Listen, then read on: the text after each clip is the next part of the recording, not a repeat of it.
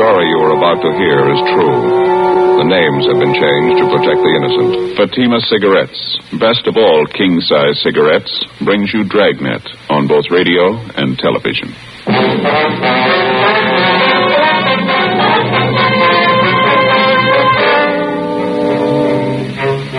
You're a detective sergeant. You're assigned to homicide detail. A woman reports the disappearance of her 30-year-old brother. He's been missing for only 2 days, but the manner of his disappearance was sudden, out of the ordinary. Your job? Investigate. Fatima, America's first largest-selling blended cigarette. Fatima, now best of all king-size cigarettes. Prove it yourself today.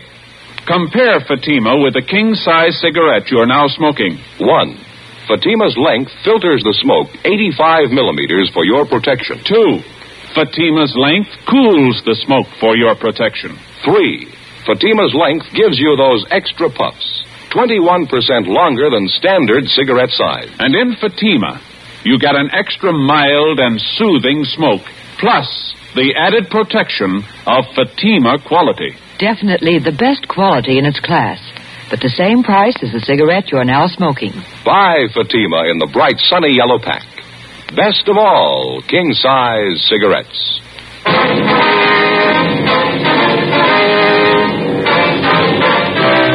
Dragnet, the documented drama of an actual crime. For the next 30 minutes, in cooperation with the Los Angeles Police Department, you will travel step by step on the side of the law through an actual case transcribed from official police files.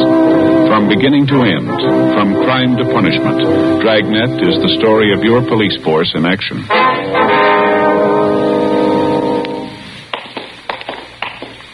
It was Wednesday, November 14th. It was overcast in Los Angeles. We were working the day watch out of homicide detail. My partner's Ed Jacobs. The boss is Captain Lorman. My name's Friday. We were on the way out from the office, and it was 8:56 a.m. when we got to the S&H Paper Company on 4th Street, the rear entrance. Where do we find her, Joe? Upstairs? No, main floor. She told me we'd find her in the timekeeper's office. She said it was near the back door entrance. We couldn't miss it. Let's give a look down the corridor, huh? Maybe one of the workers can tell us. Yeah, right. Looks like some kind of an office there, doesn't it? Just beyond the time clock? Let's see. Paymaster, head timekeeper. Yeah, that's it.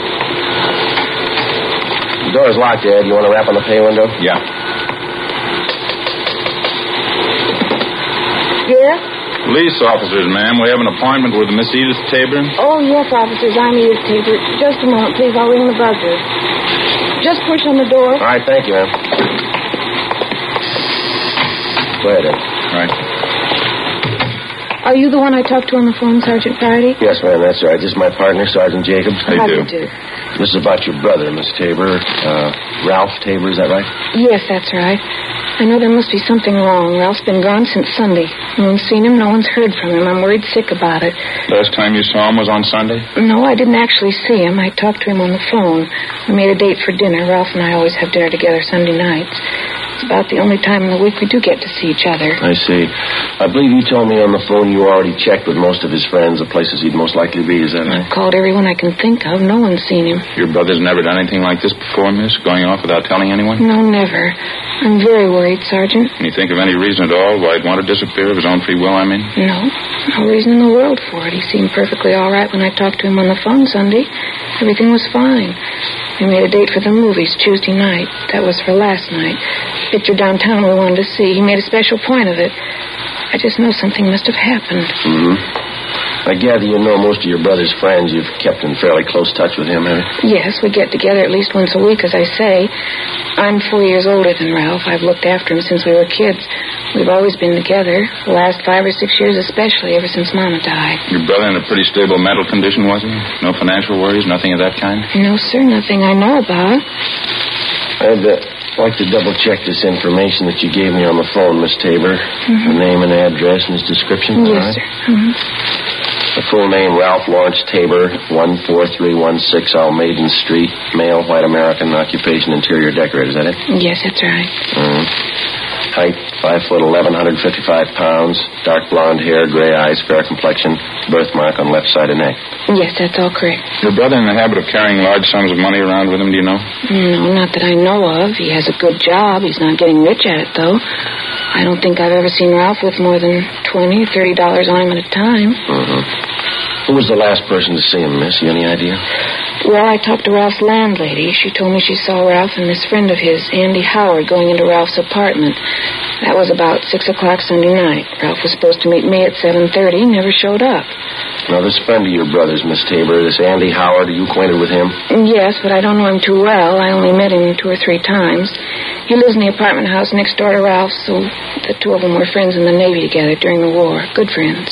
You tried to get in touch with this Andy Howard? Yes, I called Ralph's apartment when he didn't show up for our dinner date Sunday night. There wasn't any answer, so I looked up Andy's number in the phone book and called him. Was he at home? Yes. Tried to talk to him, but it didn't do much good. Strange. How's that? He pretended he didn't even know me. After we finished our interview with Edith Tabor, Ed Jacobs and I started out to double-check with all the known friends and associates of her brother. We talked to his employer and the people he worked with. None of them had seen him subsequent to 6 o'clock Sunday night. None of them could think of any good reason why he suddenly would want to pick up and leave his job and friends. The people he knew outside of his work told us the same thing. Nobody could explain it. Along the way, we inquired about Ralph Tabor's friend, Andy Howard. Most of the people we talked to knew him as a close friend of Tabor's. We checked at Howard's place of employment, but they told us he hadn't shown up for work since the previous Friday. We drove to Howard's apartment, checked with the manager, and he said that Howard had moved without notice late Sunday night. We crossed over to the apartment house next door, where Tabor lived, and talked to the landlady, a Mrs. Higbee. She corroborated the story we'd gotten from Tabor's sister that Andy Howard was last seen entering Tabor's apartment at about 6 o'clock Sunday night. Tabor was with him. Mrs. Higbee was sure of that. She showed us up to the 3rd floor to Ralph Tabor's apartment. The 2 rooms and the adjoining kitchenette were immaculate. There wasn't a thing out of place. Neat as a pin, Joe. Not a thing out of order. Yeah, it's the same in the bedroom. Say, Miss Higbee. Yes, Sergeant. Do you provide maid service with the apartments here? No, we don't. We've been thinking about it, though. Haven't quite made up our minds. Such a task, getting good, competent help these days. And the tenants are responsible for the entire upkeep, huh? Yes. Everything but painting, wallpapering, things like that. Doesn't Mr. Tabor keep things spotless? Just spotless? Yes, ma'am. There's just one thing I wanted to ask you about. It's over here by the window. Yes. Now, this wire here. Apparently an aerial connection for a television set. Looks like... Yes. Mr. Tabor does have a television. Why? Well, I don't notice a set anywhere in the apartment. Would you happen to recall if he sent it out for repairs, anything like that? No, not that I know of. Besides, this doesn't seem like Mr. Tabor at all. How do you mean, Miss Higbee? Well, he's always so neat, fastidious. The end of that wire there looks like it was torn off the connection, doesn't it? Along the windowsill, too. Isn't that terrible? Fasteners for the wire ripped right out of the woodwork. That certainly doesn't seem like Mr. Tabor. Anyone else besides him have access to this apartment, ma'am? No one that I know of. No one besides myself, I mean. I have duplicate keys to all the apartments. Well, I just happened to think. Yes, ma'am? If a repairman did move the set out, it's possible my houseboy might know about it. Sam, that's my houseboy. How would he know about it? Well, it's a rule of the house. All furniture, heavy things like that, they have to be taken down in the freight elevator. It opens right onto the alley in back of the building. It's very handy. Yes, ma'am. Sam's the only one who operates that elevator. That's why I say it's possible he might know about it. Would you like to have me ask him? I wonder if you would, please. Oh, surely. It won't take but a minute, and I'll be right back. Thank you, Miss Higgins. Joe, you want to have a look over here? Yeah. What do you got? This wall bed here. I tried to pull it down. It's stuck. Stand right here. Oh, over here. See if you notice anything. Yeah, I do. You want to give me a hand? See if we can't get the bed down? Yeah. Push it on your side there. Okay. That's it. Okay. It's coming down now. Good Lord. Yeah. Tabor, you think? Oh, description seems to fit. Beaten to death, looks like, doesn't it? Something sticking out under the bed covers there. Yeah, it's a claw hammer. Stains all over it. Vicious. Guess the killer wanted to make sure. It's one of the worst I've seen. Feel sorry for the sister. She was pretty close to him. It's going to be tough on her. No tougher than it was for him. 2:38 p.m. We phoned the office, told them what we'd found, and then we put in a call for Lieutenant Lee Jones and the crime lab crew. While we were waiting, we questioned the landlady again, Mrs. Higbee. She said her houseman, Sam, told her he knew nothing about a television set being moved out of Ralph Tabor's apartment. However, it was possible somebody could have taken the set down in the main elevator late at night without being seen. Mrs. Higbee also told us that Tabor had a car. We checked the apartment garage, but it was gone. All Mrs. Higbee could tell us was that it was a late model car and that Tabor often loaned it to his friend Andy Howard.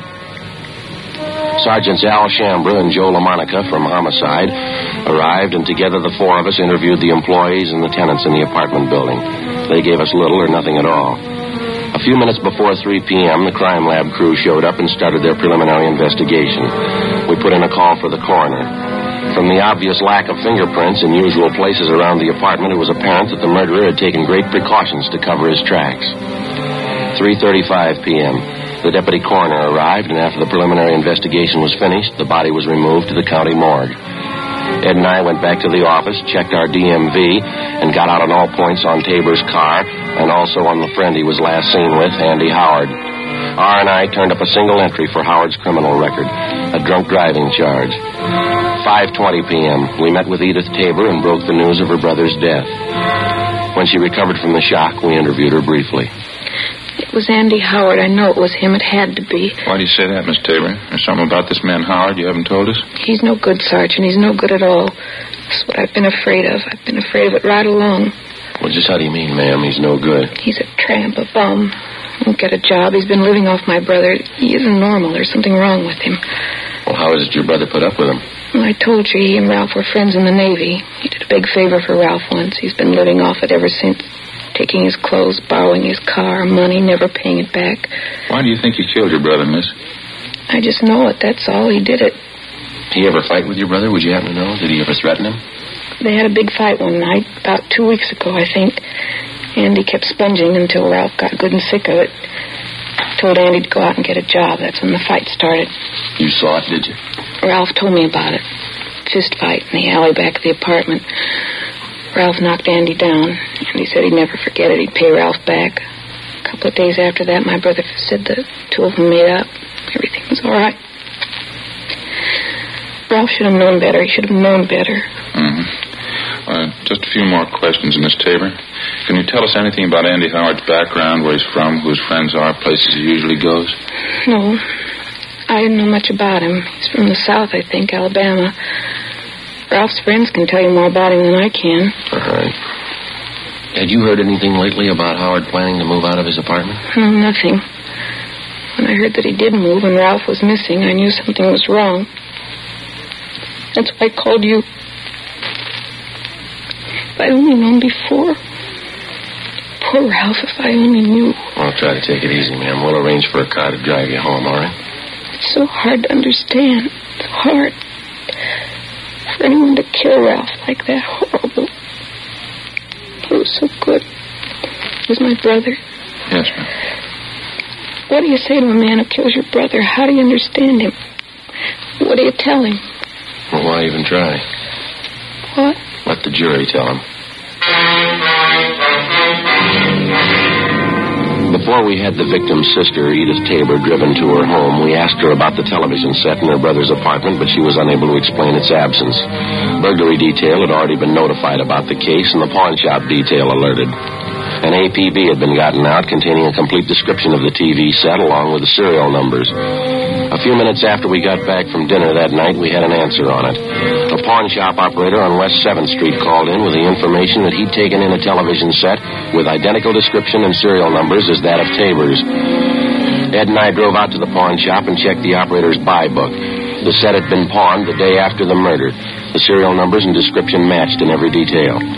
The description and signature of the man who pawned it matched perfectly with that of Ralph Tabor's friend, Andy Howard. The set was impounded, and just on a chance, we had Dean Bergman dust it for latent fingerprints.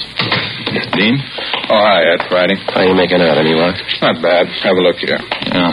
Picked up 4 sets of prints off it, all told. These here are the dead man's. Yeah. These here, they belong to the pawn shop operator. Mm-hmm. He's belong to his son, helps him in the shop. Yeah.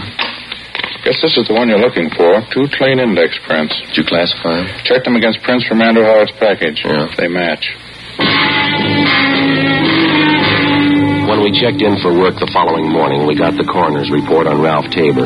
Cause of death was listed as cerebral hemorrhage and multiple fractures of the skull caused by blows from a heavy blunt object. The other reports from the crime lab didn't give us much help. The better part of the next 3 days, Ed and I, along with Al Shambra and Joe LaMonica, held detailed interviews with the known friends and associates of the murder victim, Ralph Tabor, and the number 1 suspect, Andy Howard. The information we picked up was incorporated in a supplementary all-points bulletin and gotten out immediately. We found out that Andy Howard had a sailor's uniform in his possession, and though unauthorized, he wore it frequently. It bore the insignia of a quartermaster first class on the sleeve.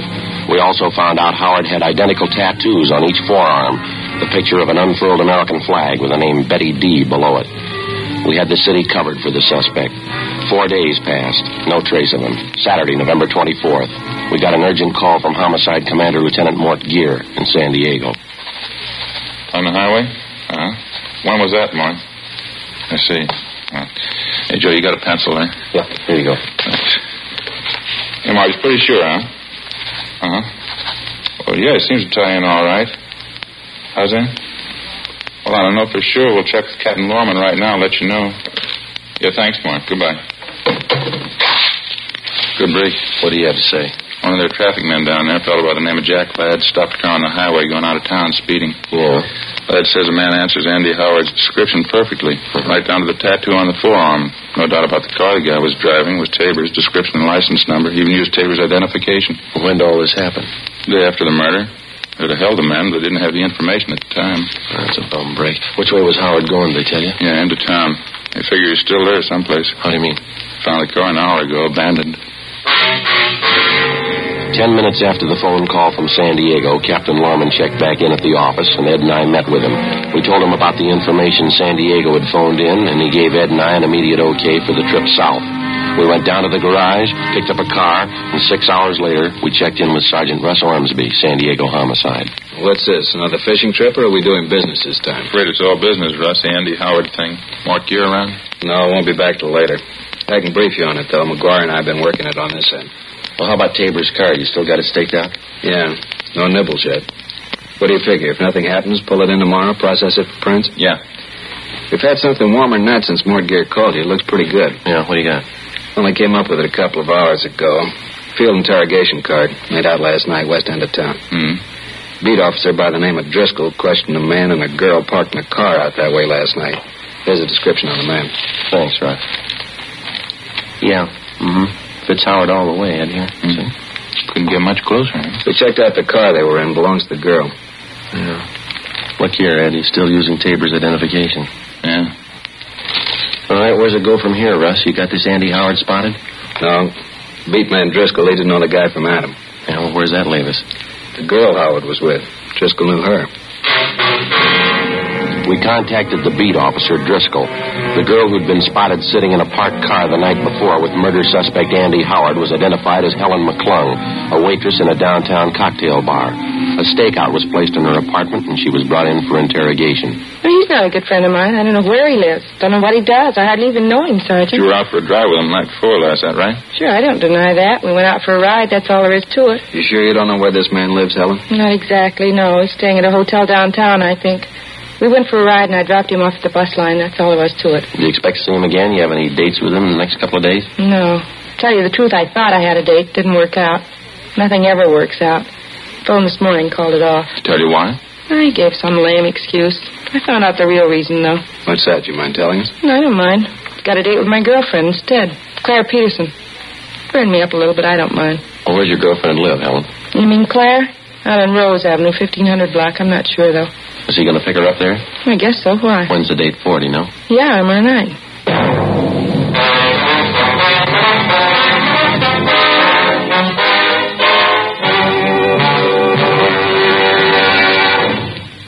You are listening to Dragnet, Authentic stories of your police force in action.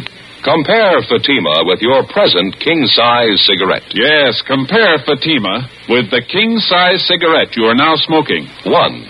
Fatima's length filters the smoke 85 millimeters for your protection. 2. Fatima's length cools the smoke for your protection. 3. Fatima's length gives you those extra puffs, 21% longer than standard cigarette size. And in Fatima, you get an extra mild and soothing smoke, plus the added protection of Fatima quality. Friends, to show our confidence in Fatima, to convince you quickly, dramatically, that Fatima is the best of all king-size cigarettes, we make this money-back guarantee. Buy a pack of Fatimas.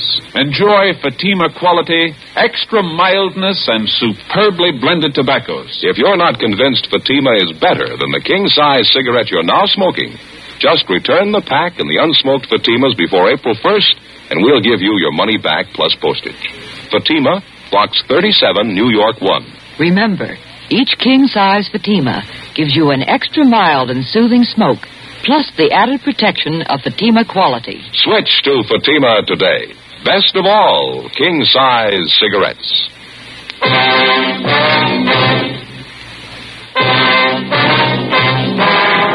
Monday, November 26th, 10 a.m. After checking her name through San Diego R&I, we finally located the address of the girl Claire Peterson, who was supposed to have a date with our murder suspect Andy Howard that night. She lived in a small apartment house in the southeast end of town. The manager told us that she'd already left for work. We ran it down. The Peterson girl was employed as a cutter in a shirt factory down in the industrial district. We questioned her at her work. A tall, attractive girl, blonde, blue eyes, a small scar on her chin. She kept working while we talked to her. Yeah, I have a date with Ralph Tabor tonight. Something the matter? Afraid so, Miss Peterson. The first place, his name isn't Ralph Tabor. No, I'm sorry. You must be wrong, officer. I was out with him just last Monday. I know that's his name. It's on everything he has. His car, his wallet, all his business papers. Guess you must have made a mistake. No, it's no mistake, man. We checked it out pretty thoroughly. We'd like to talk to you about him if we could, please. Well, there's not too much to tell. I just met him Monday night. He was with my girlfriend, Helen. He wanted to go out with me, so I made a date. I didn't think there was anything wrong. You said he's to meet you at your apartment, Miss Peterson. Did he give any specific time when he'd be there? 8 or 8:30, he said. Hey, what's wrong, do you know? There's something wrong with the man. I ought to know, don't you think? We want him for questioning, ma'am. You any idea where he lives? No, I haven't. One of the hotels downtown, I think. 5th Street or 6th Street. I wouldn't know for sure. Why do you want him? Can't you tell me, please? We believe he's committed a murder, Miss Peterson. Matter of fact, we're sure of it. What do you want me to do? If he calls up before your date tonight, don't do anything to discourage him. Tell him to meet you. If he wants to postpone the date, try and make him come tonight. If you can't do that, try and find out where he's staying. And don't let him know we talked to you. Well, all right, I can try. You'll be there when he comes to my apartment, I mean. Yes, ma'am, we'll be there. You'll be protected all the way. Well, what do you do? Ma'am? What do you do? You say he's a murderer. He must be desperate. What do you do? How'll you arrest him? It's his choice, ma'am, any way he wants it. As soon as we left the plant where the Peterson girl worked, we called Sergeant Tony McGuire at San Diego Homicide Detail, and he made arrangements for an immediate stakeout at the girl's apartment. At 7 p.m., Ed and I, along with Russ Ormsby and Tony McGuire, drove out to supplement the men on stakeout at the girl's apartment.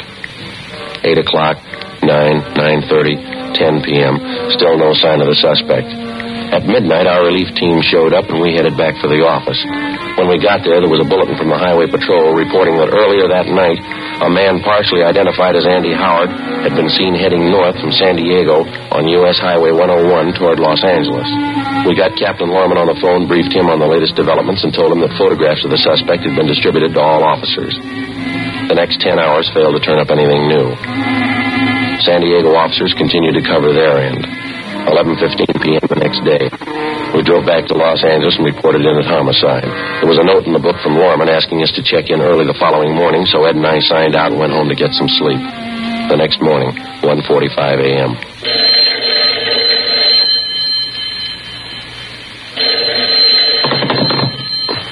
Hello, Friday talking. Sorry to wake you up, Friday. This is Hawkins down the business office. Oh, yeah, Hawkins. What do you got? Beat officer out in Wilshire called in 2 or 3 minutes ago. He figures he has your murder suspect for you, Andy Howard. Bring him in now. Well, what about identification? He checked that over? No identification. He's wearing a sailor's uniform. What about insignia, his rating? Quartermaster first class. After I hung up, I phoned Ed, got him out of bed, and the two of us drove down to the office where we picked up the suspect and took him to the interrogation room. During the interrogation, we found a wallet concealed on his person. It contained a driver's license, credit card, and half a dozen other means of identification. All of them were made out to Ralph Tabor. After an hour of questioning, he'd still admit nothing. He sat hunched over in his chair, tearing an old envelope into small pieces and dropping them on the floor in front of him. This will make the 10th time I told you.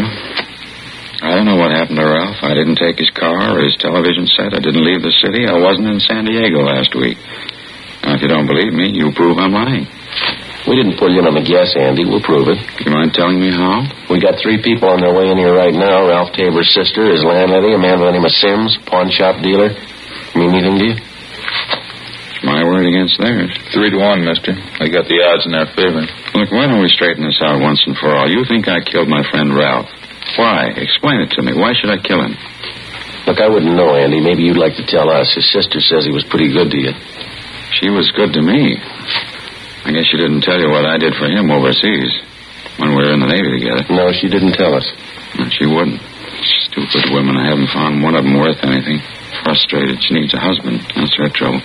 She claims her brother was paying the bills for you, Andy. He gave you clothes, money, his car.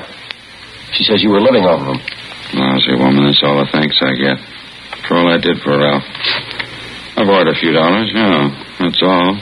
Kept throwing it up to me, him and his sister, after all I did for him. What are you trying to say, Andy? Could have been different, Ralph and me. What do you want me to say? Did you kill him? Did you kill him, Andy? You can't explain it that way. It's not as simple as that. Didn't? No, it's all mixed up together. It's complicated. It's not simple at all. I mean, with your best friend especially. It's more of a mistake. I mean, morally, I didn't mean to kill him. I just did. It's a mistake. Terrible mistake. You want to give us a statement, Howard? Stenographer will take it down. Yeah, all right, in a minute. Just want to make sure you understand. I mean about Ralph. And all I did for him. Yeah. No gratitude at all. You blame me? I mean, after all I did for him, you blame me? Well, you should have remembered, Andy, about gratitude. Yeah? Doesn't mean much when you have to ask for it.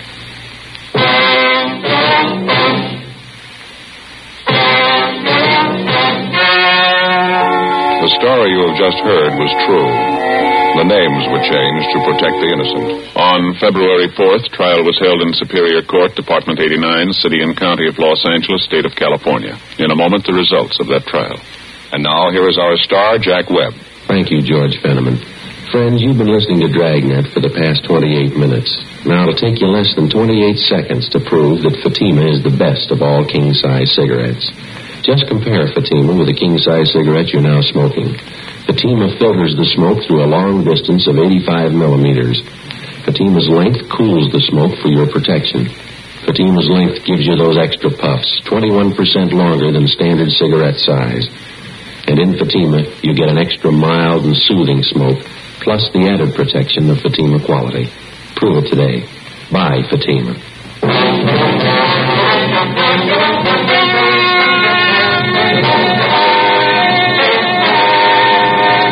Andrew Thomas Howard was tried and convicted of murder in the second degree. He is now serving his term in the state penitentiary, San Quentin, California. Second-degree murder is punishable by imprisonment from 5 years to life. Ladies and gentlemen, right now, inflation is America's #1 menace on the home front. It's the one enemy that can lick America. We can help prevent this by working harder, working better. The fight against inflation will succeed only if all of us get behind it.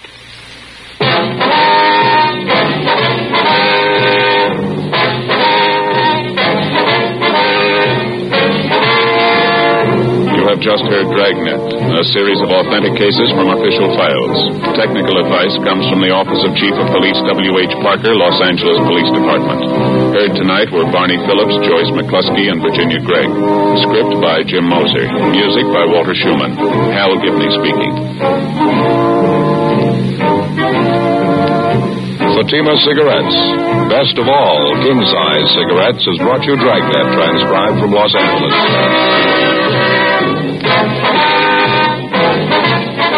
Next, it's David Harding and Counter Spy on NBC.